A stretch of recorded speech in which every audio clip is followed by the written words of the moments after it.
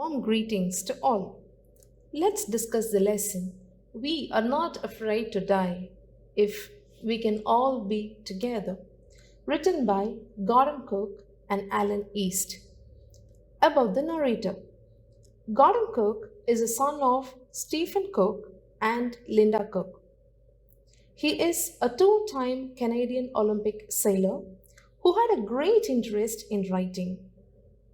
This lesson is about the voyage by the narrator and his family with an ardent desire to duplicate the round the world voyage made by Captain James Cook.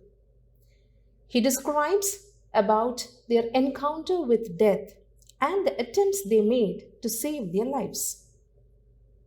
The narrator, 37-year-old businessman, along with his wife Mary, 7-year-old daughter Suzanne, and 6-year-old son Jonathan, planned for a 3-year, 105,000 kilometer journey.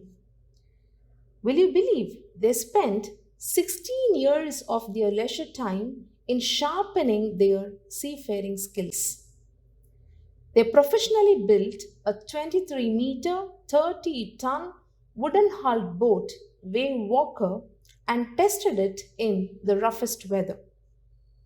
Finally, the voyage began in July 1976 from Plymouth, England. The first part, that is, down the west coast of Africa to Cape Town, was very pleasant. At this point, Larry Vigil and Herb Siegler joined the crew to help them tackle the roughest seas. From the second day out of Cape Town, the team encountered strong wind and high waves. Despite the bad weather, they celebrated Christmas. Great, isn't it? But the waves grew gigantic on 2nd of January. The team made all possible precautionary measures to keep themselves safe. But by around 6 p.m., there was ominous silence.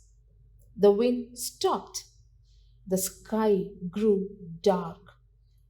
A gigantic vertical wave hit the boat.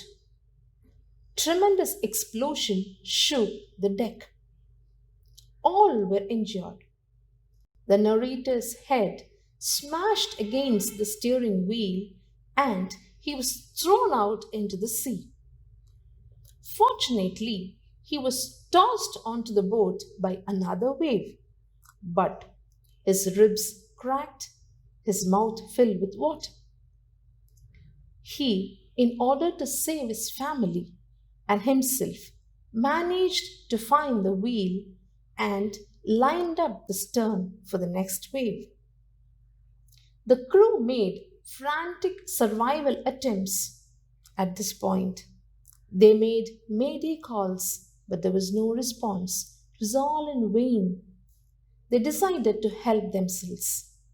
Mary managed to steer the wheel. Larry and Herb pumped the water.